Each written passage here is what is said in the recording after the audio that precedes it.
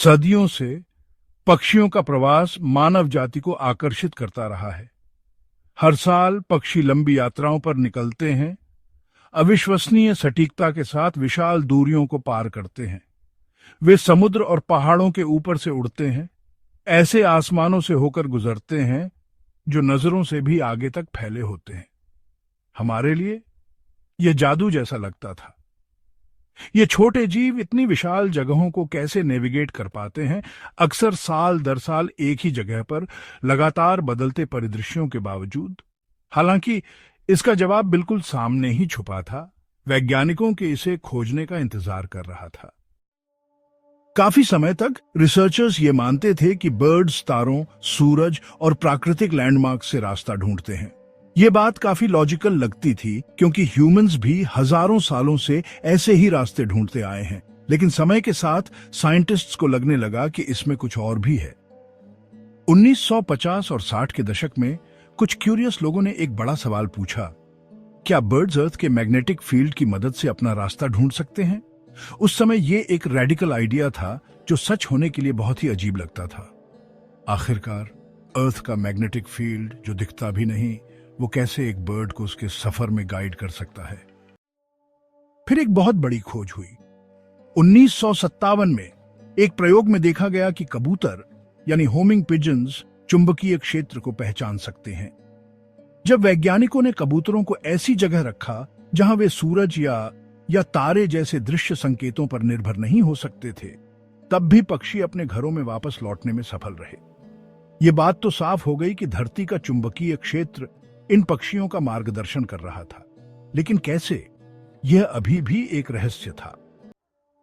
शुरुआत में बहुत सारे साइंटिस्ट्स ने सोचा कि शायद बर्ड्स के शरीर में लोहे के छोटे छोटे टुकड़े होते होंगे, नेचुरल मैग्नेट्स परहैप्स, ताकि उन्हें अर्थ का मैग्नेटिक फील्ड समझने में मदद मिले।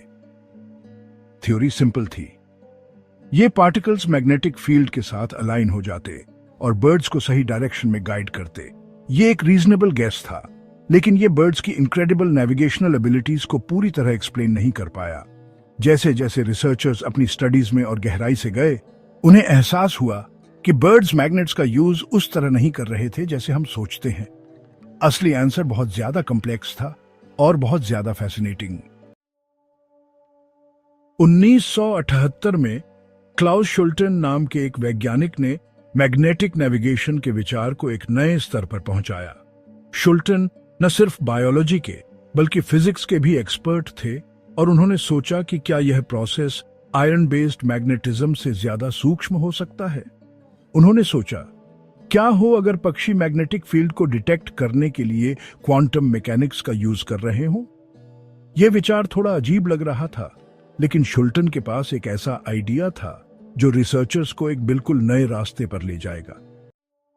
उनका अनुमान था कि पंछी अपनी आंखों में एक खास केमिकल रिएक्शन का इस्तेमाल करके मैग्नेटिक फील्ड को समझ सकते हैं। यह थ्योरी रेडिकल पेयर्स के आइडिया पर आधारित थी, मॉलिक्यूल्स के जोड़े जो तब बनते हैं जब रोशनी पंछी की आंखों में कुछ खास प्रोटीन पर पड़ती है। ये प्रोटीन, जिन्हें क्रिप्टोक्रोम्स कहा जाता है, प्रकाश के प्रति संवेदनशील होते हैं और पृथ्वी के चुंबकीय क्षेत्र को महसूस करने की पक्षी की क्षमता में महत्वपूर्ण भूमिका निभाते हैं। जब ये अणु प्रकाश को अवशोषित करते हैं तो वे इलेक्ट्रॉनों के जोड़े बनाते हैं जो दो अलग अलग अवस्थाओं में मौजूद हो सकते हैं, सिंगलेट और ट्रिपलेट। इन इलेक्ट्रॉनों में स्पिन नामक एक गुण होता है जो चुंबकीय क्षेत्र के जवाब में बदल सकता है।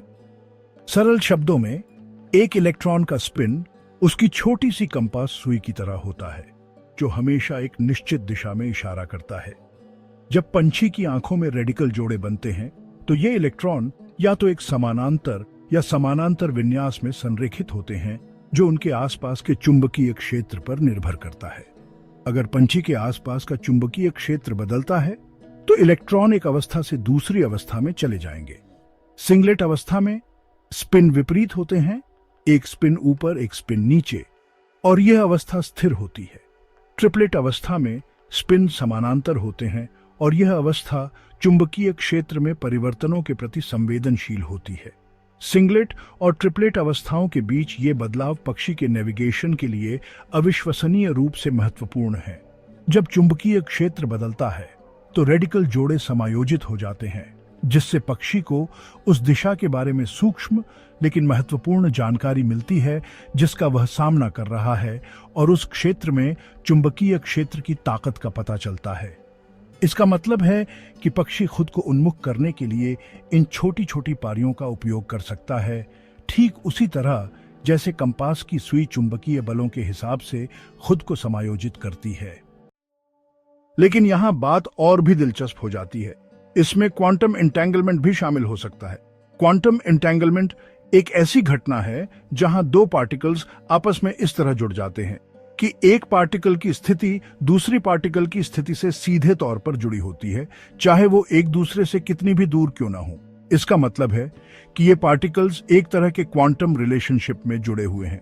पक्षियों के मामले में ऐसा माना जाता है कि रेडिकल पेयर्स में इलेक्ट्रॉन्स एंटेंगल्ड हो सकते हैं। जब ऐसा होता है तो मैग्नेटिक फील्ड में कोई भी बदलाव एंटेंगल्ड पार्टिकल्स को एक साथ प्रभावित कर सकता है, जिससे नेविगेशन के लिए एक ज्यादा सटीक और विश्वसनीय सिस्टम बनता है। पृथ्वी के मैग्नेटिक फील्ड में छोटे से छोटे बदलाव भी एंटेंगल्ड पार्टिकल्स पर ध्यान देने योग्य प्रभाव डाल सकते हैं, जिससे पक्षी को उसकी स्थिति और दिशा के बारे में महत्वपूर्ण जानकारी मिलती है।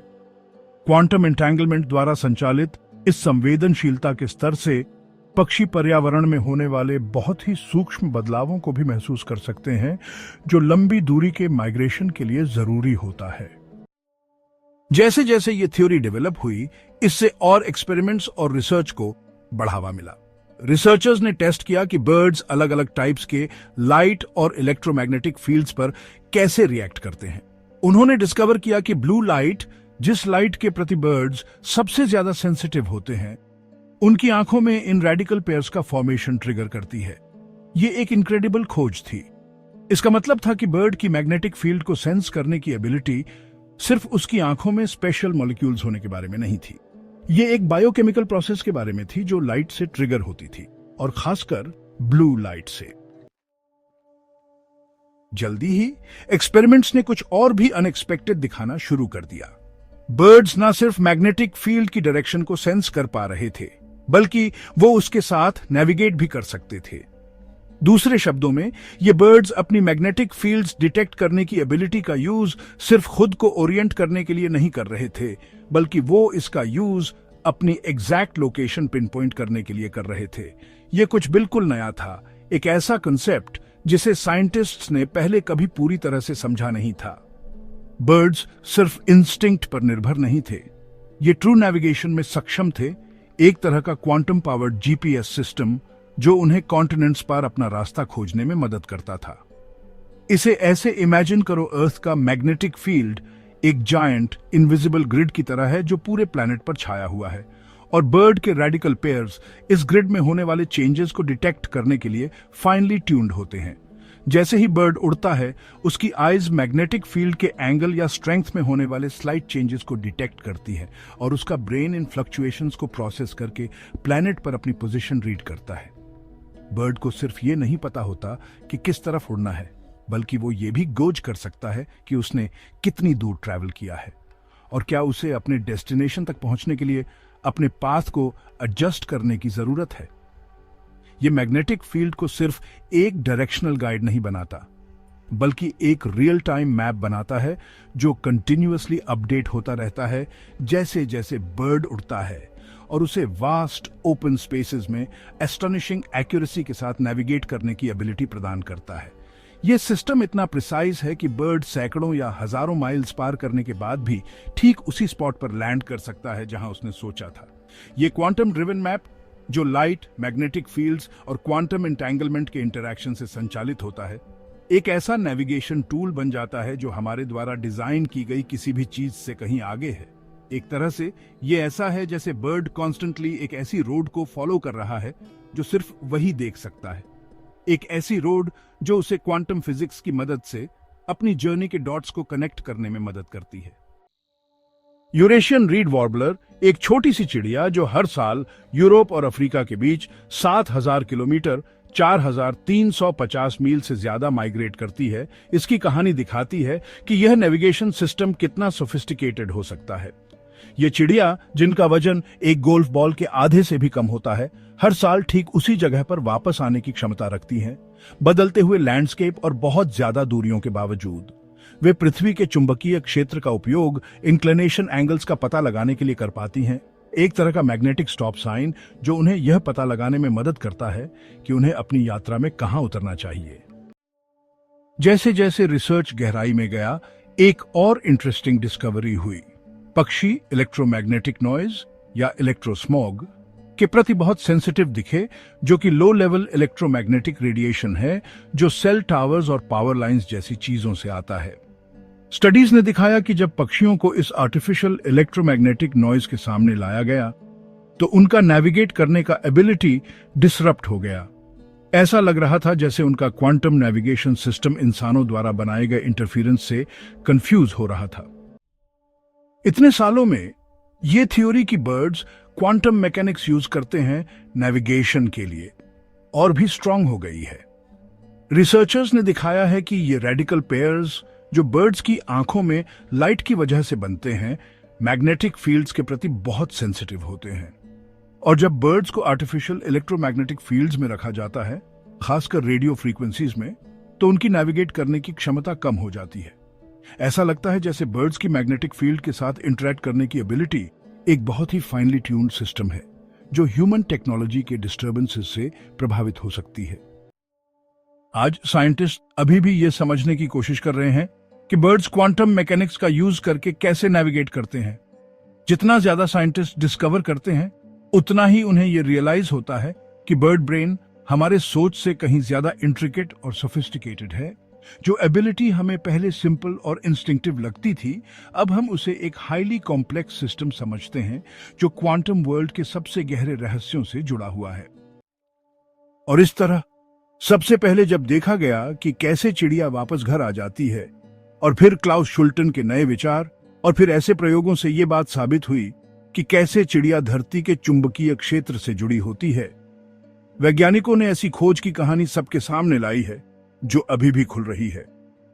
चिड़ियों का रास्ता ढूंढना हमें याद दिलाता है कि प्रकृति हमें कैसे हैरान कर सकती है और कैसे छोटे से छोटा जीव ब्रह्मांड के सबसे बड़े रहस्यों की चाबी दे सकता है। अगर आपको चिड़ियों के इस अद्भुत सफर के बारे में जानकर अच्छा लगा तो इस वीडियो को लाइक करना और नोएसिस कॉर्नर को सब्सक्राइब करना न भूलें, ऐसे ही और भी मजेदार कहानियों के लिए।